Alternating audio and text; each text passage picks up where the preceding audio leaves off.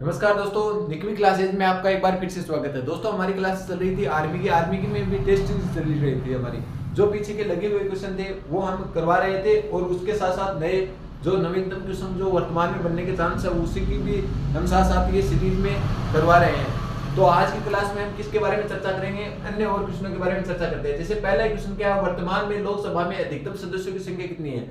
लोकसभा के चुनाव आ रहे हैं वर्तमान में, तो आपको उसी के देखते हुए आपको भी इस पेपर में क्वेश्चन देखने को मिल सकते हैं, इसीलिए हम लोकसभा के ज्यादा क्वेश्चन लेकर आ रहे हैं। तो लोकसभा में वर्तमान में अधिकतम सदस्यों की संख्या कितनी है? तो लोकसभा में अधिकतम सदस्यों की संख्या वर्तमान में पूछी जाए तो कितनी है? वर्तमान में लोकसभा में कितने सदस्य चुने जाते हैं? तो पहले कितने सदस्य चुने जाते थे, यहीं पे अधिकतम पूछा है। तो अधिकतम सदस्य संख्या पहले तो 552 थी, तो वर्तमान में पूछे वर्तमान में कितनी संख्या है? अधिकतम तो 550 है। 2 एंग्लो इंडियन सदस्य चुने जाते थे, उसको हटा दिया गया। वर्तमान में लोकसभा में कितने सदस्य चुने जाते हैं? तो वर्तमान में 543 सदस्य चुने जाते थे, पहले कितने चुने जाते थे? 545 चुने जाते थे। 2 एंग्लो इंडियन सदस्यों को हटा दिया गया। 2 एंग्लो इंडियन सदस्य, 2 एंग्लो इंडियन सदस्य को हटाया गया। और किस संविधान संशोधन के तहत हटाया गया? तो किस संविधान संशोधन के तहत? 104वां संविधान संशोधन हुआ था। 104वां संविधान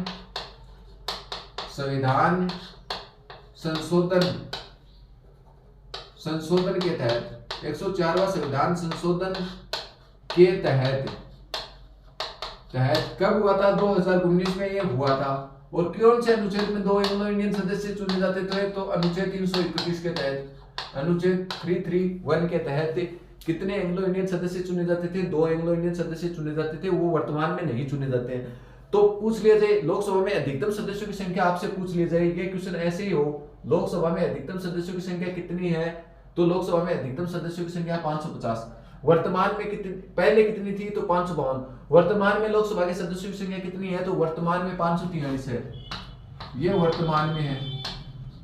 वर्तमान में कितनी है? वर्तमान में 543 है लोकसभा के सदस्यों की संख्या, जबकि पहले कितने चुने जाते थे? 545 चुने जाते थे। 2 एंग्लो इंडियन सदस्यों को क्या कर दिया गया? हटा दिया गया। कौन से संविधान संशोधन के तहत? 104वां संविधान संशोधन हुआ था, उसमें 2 एंग्लो इंडियन सदस्यों को हटा दिया गया। पहले अनुच्छेद 331 के तहत 2 एंग्लो इंडियन सदस्य कला, विज्ञान, वाणिज्य, साहित्य से क्या होने चाहिए थे? निपुण होने चाहिए थे, उसे चुना जाता था। राष्ट्रपति द्वारा ये चुने जाते थे। ठीक है, 2019 में ये संशोधन कर दिया गया है। ठीक है दोस्तों, आगे बात करते हैं।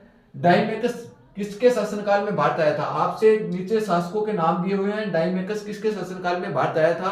तो आपसे पूछ लिया जाए तो देखो, चंद्रगुप्त मौर्य, अशोक, हेनसांग और मोहम्मद बिन तुगलक।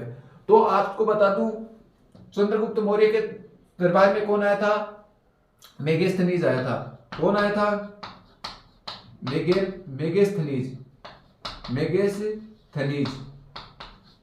मेगास्थनीज आया था, जिसने कौन सी पुस्तक लिखी थी? इंडिका पुस्तक लिखी थी। आपको वो पुस्तक भी पूछी जा सकती है। मेगास्थनीज आया था, किसके दरबार में आया था? चंद्रगुप्त मौर्य के दरबार में आया था। और कौन सी पुस्तक लिखी थी? इंडिका पुस्तक लिखी थी। एक बात करते हैं, हेनसांग के दरबार में कौन आया था? हर्षवर्धन। कौन आया था? हर्षवर्धन। ठीक है दोस्तों, और मोहम्मद बिन तुगलक के दरबार में कौन आया था? इब्न बतूता, जिसने कौन सी पुस्तक लिखी थी? शियू की लिखी थी। कौन आया था? Ibn Battuta. और पुस्तक पूछ ली जाए, पुस्तक कौन सी लिखी थी? पुस्तक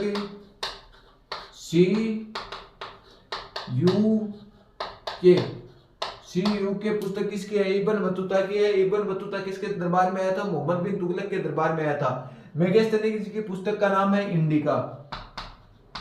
कौन सी पुस्तक लिखी थी? इंडिका पुस्तक लिखी थी, जिसमें क्या मिलता है? जम्मू कश्मीर के इतिहास के बारे में उसका वर्णन मिलता है। ठीक है दोस्तों, तो अभी आपको उत्तर का पता लग गया होगा। डाइमेकस किसके शासनकाल में भारत आया था? तो अशोक के शासनकाल में भारत आया था। अशोक के शासनकाल में डाइमेकस से क्या आया था? भारत आया था। चंद्रगुप्त मौर्य ने मेगास्थनीज पुस्तिका लिखी थी, जिसमें क्या है? पुस्तक का नाम क्या है? इंडिका। इंडिका में किसका इतिहास लिखा हुआ है? तो जम्मू एंड कश्मीर का इतिहास लिखा हुआ है। मोहम्मद बिन तुगलक के दरबार में कौन आता है? मोहम्मद बिन तुगलक के दरबार में इब्न बतूता जी आते हैं। और कौन सी पुस्तक लिखते हैं? शियू के पुस्तक लिखते हैं। हर्षवर्धन के शासनकाल में, हेनसांगा के शासनकाल में भारत आते हैं। आपसे पूछ लिया जाए निम्नलिखित में से कौन सी विटामिन जल में घुलनशील विटामिन। देखो विटामिन दो प्रकार की होती है, एक तो जल में घुलनशील, एक तो क्या जल में घुलनशील, एक तो जल में घुलनशील और एक वसा में घुलनशील, एक वसा में घुलनशील, वसा में घुलनशील। विटामिन कितने प्रकार की हो गई, दो प्रकार की, दो टुकड़ों में हमने बांट दिया। कौन सी, एक तो जल में घुलनशील विटामिन है और एक वसा में घुलनशील विटामिन। जल में घुलनशील विटामिन कितने प्रकार के हैं, दो ही प्रकार के। दो विटामिन कौन कौन सी, विटामिन बी व सी। कौन सी विटामिन, विटामिन बी व सी, विटामिन बी व सी। ये तो क्या है, जल में घुलनशील विटामिन है। और वसा में घुलनशील विटामिन कौन सी है, vitamin A, vitamin A D, vitamin A D E और के और विटामिन एच। ये क्या है, ये वसा में घुलनशील विटामिन है। तो आपको यहीं से क्वेश्चन पूछा है मैंने कि निम्नलिखित में से कौन सी विटामिन जल में घुलनशील है। जल में घुलनशील विटामिन ए की है, कौन सी है, विटामिन बी। यहीं पे विटामिन ए किसमें है, वसा में घुलनशील, विटामिन डी किसमें है, वसा में घुलनशील, और विटामिन के किसमें है, वसा में घुलनशील विटामिन है। ठीक है दोस्तों। और विटामिन बी व सी को क्या है, विटामिन बी व सी जल में घुलनशील विटामिन है। तो विटामिन से आपसे एक क्वेश्चन जरूर पूछा जाएगा, या तो इसके वैज्ञानिक नाम पूछ सकते हैं आपसे, तो वो आप हमारी इस चैनल पे थ्योरी की क्लासों में ये करवाया हुआ टॉपिक है कि कौन कौन से विटामिन है, कौन कौन से नाम है और उससे कौन कौन से रोग होते हैं। ये क्वेश्चन जरूर आपकी जो आर्मी का कोई भी पेपर उठा के देख लेना, उसमें हर बार ये क्वेश्चन पूछा हुआ क्वेश्चन है। तो आप विटामिन का जो टॉपिक है वो एकदम पूरी तरीके से तैयार कर लेना। विटामिन की खोज किसने की थी, नाम किसने दिया था, विटामिन की खोज होप किसने की थी, नाम किसने दिया था, फंक ने दिया था। ये मैंने पीछे की समय क्वेश्चन भी करवाया था। ठीक है तो दोस्तों, तो आप वो पीछे क्लास जाकर एक बार इसे जरूर देखना, क्योंकि उससे क्वेश्चन आने के 100% चांस है। ठीक है। तो अभी तक हमने क्या पढ़ा, अभी तक हमने पढ़ा लोकसभा में अधिकतम सदस्यों की संख्या कितनी है। तो वर्तमान में कितनी है, 550 है। पहले कितनी होती थी, 552 होती थी। 2 एंग्लो इंडियन सदस्यों को हटा दिया गया। कौन से संविधान संशोधन के तहत, 104वां संविधान संशोधन 2019 में हुआ था। अनुच्छेद की बात करें, अनुच्छेद 331 में पहले इसका वर्णन मिलता था। वर्तमान में 543 सदस्य चुने जाएंगे। जो अभी लोकसभा के चुनाव होंगे उसमें कितने सदस्य चुने जाएंगे, 543 सदस्य। 2 एंग्लो इंडियन सदस्यों का वर्तमान में कोई प्रावधान नहीं है। ठीक है दोस्तों। डायमेकस किसके शासनकाल में भारत आया था, डायमेकस अशोक के शासनकाल में क्या आया था, भारत में आया था। ठीक है। उससे पहले बात की थी हमने चंद्रगुप्त मौर्य के दरबार में कौन आया था, चंद्रगुप्त मौर्य के दरबार में आए थे मेगास्थनीज। मेगास्थनीज ने कौन सी पुस्तक लिखी थी, इंडिका पुस्तक लिखी थी। इंडिका पुस्तक में क्या, किसका इतिहास का वर्णन मिलता है, तो इंडिका पुस्तक में जम्मू कश्मीर के इतिहास का क्या मिलता है, वर्णन मिलता है। ठीक है दोस्तों। आगे बात करते हैं हर्षवर्धन। हर्षवर्धन के शासनकाल में कौन, हेनसांगा के शासनकाल में भारत आया था। आगे बात करते हैं मोहम्मद बिन तुगलक। मोहम्मद बिन तुगलक के दरबार में कौन आया था, मोहम्मद बिन तुगलक के दरबार में इब्न बतूता जी आए थे। और इब्न बतूता जी ने क्या की थी, सीयू के पुस्तक लिखी थी। इसने ये चीन, जो मोहम्मद बिन तुगलक शासक हुआ था, ये इब्न बतूता जी को चीन का राजदूत बनाकर भी अपने शासनकाल में भेजते हैं। ठीक है दोस्तों। आगे बात करते हैं निम्नलिखित में से कौन सी जल में घुलनशील विटामिन है। तो मैंने बता दिया जल में घुलनशील 2 विटामिन है, विटामिन बी व विटामिन सी। बी के जो उपनाम है वो भी क्या है, जल में घुलनशील है, जैसे B1, B2, B3, B5, B6 व B12। B12 का तो वर्तमान में कई बार नाम पूछा हुआ है, साइको कोबाल्टोमिनन, ये इसका B12 का वैज्ञानिक नाम है। ठीक है दोस्तों। वसा में घुलनशील विटामिन पूछी जाए तो A, D, E, K और H। आपसे एक क्वेश्चन पूछ लिया जाए सौंदर्य विटामिन कौन सी है, तो विटामिन E क्या है, सौंदर्य विटामिन के नाम से जाना जाता है। ठीक है दोस्तों। सूर्य से प्राप्त होने वाली विटामिन कौन सी है, तो सूर्य से विटामिन डी, सूर्य से प्राप्त होने वाली विटामिन है। ठीक है दोस्तों। इस प्रकार से क्वेश्चन पूछा जाता है कि यदि कोई सब्जी होती है तो उसको धोते हैं तो कौन सी विटामिन सर्वप्रथम धुलती है, तो विटामिन सी सर्वप्रथम धुलती है। ठीक है दोस्तों। तो ये इस प्रकार के क्वेश्चन आपसे पूछे जा सकते हैं। एक बार आप इसका स्क्रीनशॉट लें, यदि चैनल पर नए हो तो इसे सब्सक्राइब भी कर लें। फिर हम आगे के और क्वेश्चनों के बारे में चर्चा करते हैं, उससे पहले आप एक बार इसका स्क्रीनशॉट ले लें।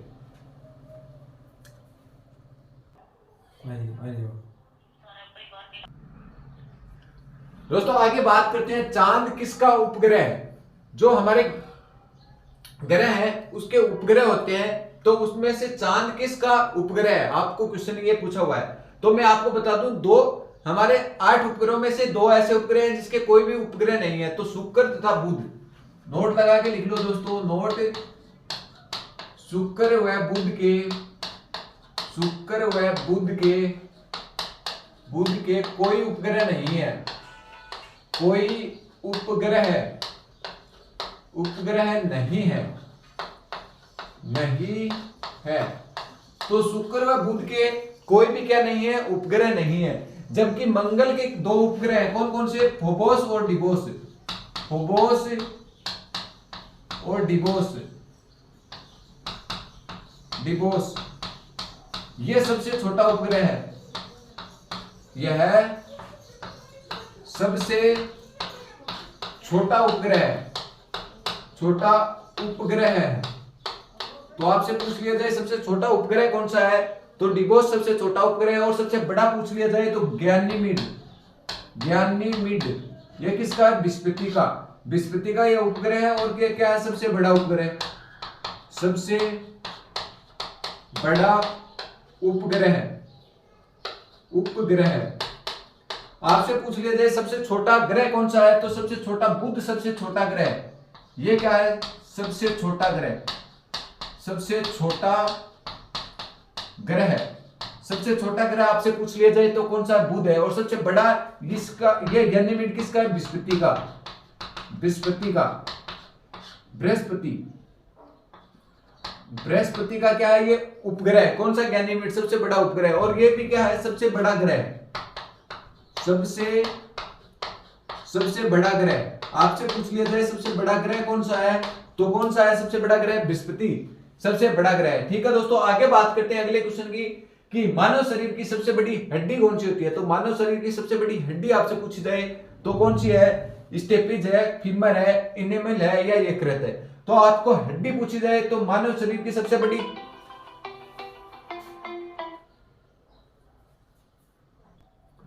दोस्तों आगे बात करते हैं मानव शरीर की सबसे बड़ी हड्डी कौन सी है। आपको क्या क्वेश्चन में पूछा, मानव शरीर की सबसे बड़ी हड्डी के बारे में बात कर रहे हैं। तो इसमें ऑप्शन है स्टेपिज, फीमर, इनेमल और यकृत। तो सबसे बड़ी हड्डी की बात करें तो मानव शरीर की सबसे छोटी हड्डी कौन सी है, स्टेपिज। ये कहां पाई जाती है, कान में। ये मानव शरीर की सबसे छोटी हड्डी, मानव शरीर की सबसे छोटी हड्डी, सबसे छोटी हड्डी है, छोटी हड्डी। मानव शरीर की सबसे छोटी हड्डी पूछ ली जाए तो कौन सी, स्टेपिज। ये पाई कहां जाती है, कान में पाई जाती है, कान में। ठीक है दोस्तों, फीमर क्या है, सबसे बड़ी हड्डी है। मानव शरीर की सबसे बड़ी हड्डी पूछ ली जाए तो फीमर है, ये इसका आंसर होगा। इनेमल मानव शरीर का सबसे कठोर भाग। आपसे पूछ लिया जाए मानव शरीर का, मानव शरीर का सबसे बड़ा भाग, सबसे कठोर भाग, सबसे कठोर भाग, कठोर भाग आपसे पूछा जाए तो कौन सा है, तो इनेमल है, जो कहां पाया जाता है, दांत पर पाया जाता है। कहां पाया जाता है, दांतों पर पाया जाता है, दांतों पर। मानव शरीर का सबसे कठोर भाग है इनेमल। इनेमल कहां पाया जाता है, दांतों पर पाया जाता है। यकृत मानव शरीर का सबसे बड़ा आंतरिक अंग, मानव शरीर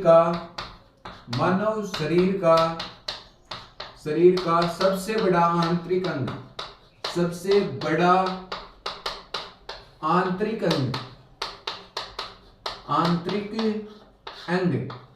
मानव शरीर का सबसे बड़ा आंतरिक अंग आपसे पूछ लिया जाए तो कौन सा है, यकृत है। और यदि ये पूछ लिया जाए मानव शरीर का सबसे बड़ा अंग कौन सा है, तो मानव शरीर का सबसे बड़ा अंग है त्वचा। त्वचा मानव शरीर का सबसे बड़ा अंग है। और आंतरिक अंग आपसे पूछा जाए तो कौन सा है, मानव शरीर का सबसे बड़ा आंतरिक अंग है यकृत। ठीक है दोस्तों, तो ये था आपका क्वेश्चन। इसके बाद में अगला क्वेश्चन क्या है, द्वितीय बौद्ध संधि का आयोजन किसके शासनकाल में हुआ था। बौद्ध की 4 संधियां हुई थी और चारों में अलग अलग शासक थे। तो पहली बौद्ध संधि का शासक कौन बना था, कि 4 बौद्ध संधियां हुई थी, उसमें अलग अलग शासन थे, उसमें चारों के अलग अलग डेट हैं। तो वो आपको याद करनी है कि कौन कौन से समय कौन कौन से शासक थे। ये कई बार क्वेश्चन पूछा हुआ है। जैसे प्रथम बौद्ध संधि का आयोजन तो बहुत बार पूछा हुआ है। प्रथम बौद्ध संधि का आयोजन किसके शासनकाल में हुआ था, तो प्रथम बौद्ध संधि का आयोजन अजातशत्रु के शासनकाल में हुआ था। और द्वितीय का हमसे पूछा गया है तो द्वितीय बौद्ध संधि का आयोजन किसके शासनकाल में हुआ है, कालशोक के शासनकाल में हुआ है। और तृतीय बौद्ध संधि का आयोजन अशोक के शासनकाल में हुआ था। ये भी कई बार क्वेश्चन पूछा हुआ है कि तृतीय बौद्ध संधि का आयोजन किसके शासनकाल में हुआ था, तो अशोक के शासनकाल में हुआ था। और बात करते हैं चतुर्थ बौद्ध संधि का आयोजन किसके शासनकाल में हुआ था, कनिष्क के शासनकाल में हुआ था। आपसे यह भी क्वेश्चन पूछा जा सकता है कि शासक के समय अध्यक्षता इसकी इस समय कौन कौन से किस किसने की थी। तो आपको इसके अध्यक्ष भी याद करने हैं। वो अगले जो हमारी क्लास आएगी तो उसमें हम यही क्वेश्चन लेकर आएंगे कि कौन कौन से अध्यक्ष किस समिति के अध्यक्ष रहे थे। तो अभी तो हम कौन से क्वेश्चन लेकर आए हैं कि शासक कौन कौन थे। तो प्रथम बहुसंति के समय अजातशत्रु, द्वितीय बहुसंति के समय कालशोक और तृतीय बहुसंति के समय अशोक और चतुर्थ बहुसंति के समय शासक कौन थे, कनिष्क थे। तो अभी हमने क्या पढ़ा, अभी हमने पढ़ा था चांद किसका उपग्रह है। तो चांद किसका उपग्रह है, तो चांद पृथ्वी का क्या है, उपग्रह है। हमने बात की थी कि शुक्र तथा बुध के क्या नहीं है, कोई भी उपग्रह नहीं है। और सर्वाधिक उपग्रह वाला ग्रह कौन सा है, तो शनि सर्वाधिक उपग्रह वाला ग्रह है। शनि सर्वाधिक उपग्रह वाला ग्रह है, सर्वाधिक उपग्रह वाला ग्रह है। तो आपको पूछ लिया जाए सर्वाधिक ग्रह किसके हैं, तो शनि के सर्वाधिक ग्रह है, उपग्रह है। बात करते हैं मंगल के कौन कौन से ग्रह हैं। तो मंगल के कौन कौन से ग्रह उपग्रह है, फोबोस और डिबोस। सबसे छोटा उपग्रह कौन सा है, तो डिबोस है। और सबसे बड़ा कौन सा है, तो गैनीमीड है। गैनीमीड किसका उपग्रह है, तो बात करते हैं बृहस्पति का। बृहस्पति का सबसे बड़ा उपग्रह कौन सा है, गैनीमीड। और बृहस्पति क्या है, सबसे बड़ा ग्रह है। जबकि सबसे छोटा ग्रह कौन सा है, सबसे छोटा ग्रह कौन सा है, बुध सबसे छोटा ग्रह है। आपसे बात करें साइंस के क्वेश्चन की कि मानव शरीर में सबसे बड़ी हड्डी कौन सी होती है, तो मानव शरीर की सबसे बड़ी हड्डी होती है फीमर। और ये फीमर कहां पाई जाती है, जांघ में पाई जाती है। कहां पाई जाती है, जांघ में पाई जाती है। जांघ में क्या पाई जाती है, फीमर पाई जाती है। ठीक है दोस्तों, शरीर मानव शरीर की सबसे छोटी हड्डी पूछी जाए तो स्टेपिस जो कहां पाई जाती है, कान में पाई जाती है। और मानव शरीर का सबसे कठोर भाग पूछे तो कठोर भाग कहां होता है, इनेमल। इनेमल कहां पाया जाता है, दांतों पर पाया जाता है। आपसे पूछ ली जाए मानव शरीर की सबसे बड़ी आंतरिक अंग कौन सा है, मानव शरीर का सबसे बड़ा आंतरिक अंग कौन सा है, तो यकृत है। और मानव शरीर का सबसे बड़ा अंग पूछ लिया जाए तो मानव शरीर का सबसे बड़ा अंग कौन सा है, जो हमारी त्वचा है वो मानव शरीर का सबसे बड़ा अंग है। ठीक है, तो दोस्तों अंग कौन सा, त्वचा। और आंतरिक अंग पूछे जाए तो कौन सा है, आंतरिक अंग कौन सा है, यकृत है। आपसे पूछ लिया जाए द्वितीय बौद्ध संधि का आयोजन किसके शासनकाल में हुआ था, तो द्वितीय बौद्ध संधि का आयोजन किसके शासनकाल में, कालशोक के शासनकाल में हुआ था। प्रथम बौद्ध संधि का आयोजन अजातशत्रु के शासनकाल में हुआ था। और तृतीय बौद्ध संधि का जो आयोजन है वो किसके शासनकाल में, अशोक के शासनकाल में हुआ था। आगे बात करते हैं चतुर्थ बौद्ध संधि का आयोजन। चतुर्थ बौद्ध संधि का आयोजन कनिष्क के शासनकाल में हुआ था। इसी प्रकार की हमारी प्रश्न उत्तरी रोज हर रोज आती रहती है। तो दोस्तों आप इस चैनल को ज्यादा से ज्यादा लोगों को शेयर कीजिए और आप भी इसे सब्सक्राइब करके रखिए। मैं वादा करता हूं आपसे कि जो भी आर्मी का पेपर होगा उसमें कितने आपके जितने भी क्वेश्चन आएंगे उसमें मैं 90% क्वेश्चन मिलाने के आपके सामने दावा करता हूं। ठीक है दोस्तों, तो आप इस चैनल को ज्यादा से ज्यादा लोगों को शेयर किया करो और आप भी इसे सब्सक्राइब किया करो। ठीक है दोस्तों, धन्यवाद।